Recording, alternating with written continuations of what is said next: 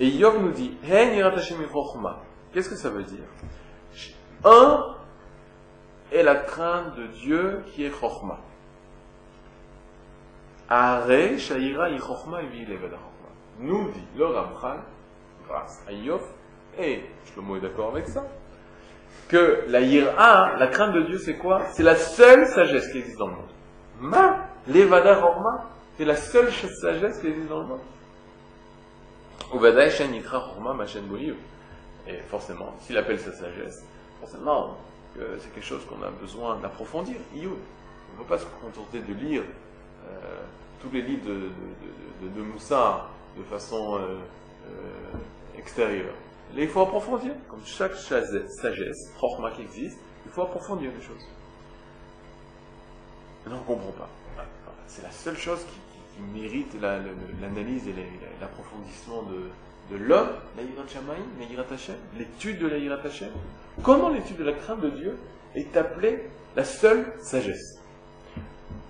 Sans, je ne veux pas gêner les pensées, mais on sait que même en mathématiques, il faut beaucoup de yum, il faut beaucoup d'approfondissement.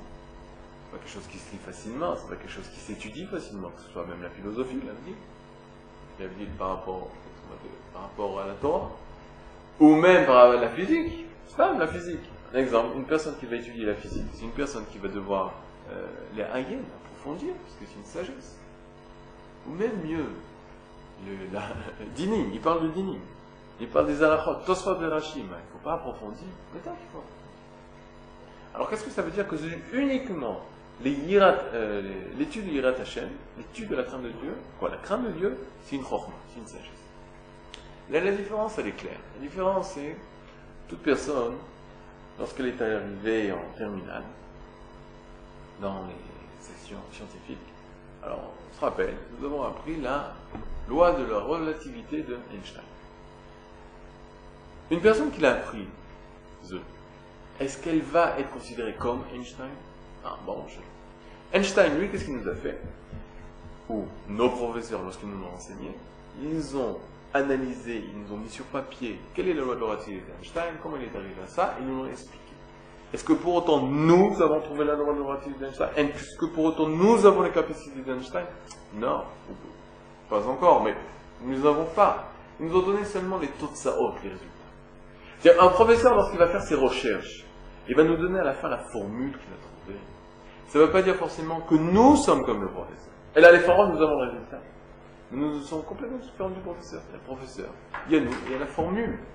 Le professeur qui est arrivé à cette formule, nous allons pouvoir comprendre la formule.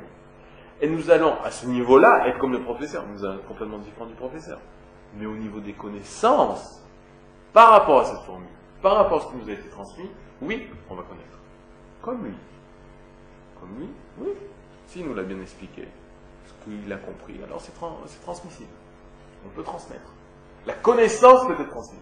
D'autres manières, les connaissances en biologie, les connaissances en philosophie, les connaissances dans tout, elles peuvent être transmises. Tosfot a dit ça, la réponse c'est ça, la Kushia c'était ça, et la nouvelle réponse c'est ça. On l'a décortiqué, on l'a mis en petits morceaux de façon à pouvoir que le Tosfot soit mieux compris, mais une fois qu'il est compris, il est compris. Fais-moi. Mais là, Yirat Hashem. On a beau lire et relire, mais s'il y a des gens. Et le Ramchal nous transmet tout ce qu'il peut pour pouvoir qu'on arrive à ça, Yirat Shamayim, ou qu'on arrive à la Yirat Shamayim. Mais on n'y arrive pas. On n'arrive pas à la comprendre.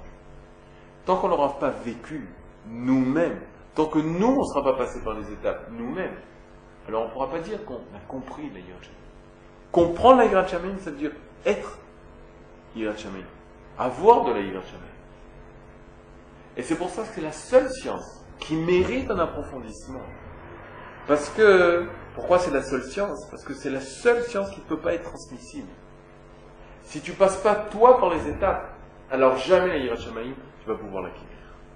Autant une formule de mathématiques, oui, tu vas pouvoir la comprendre, mais la Yirat Shamayim, tu ne vas pas pouvoir l'acquérir tant que tu ne vas pas pouvoir la comprendre, tant que tu ne l'auras pas acquise. C'est ce qu'il veut dire dans Yov. En Yirat Hashem yi Chokhma. Elle est seule Chokhma. Elle seule mérite un iyun. Pourquoi un iyun? Parce que sans le iyun, tu ne vas pas pouvoir réussir à acquérir cette ira.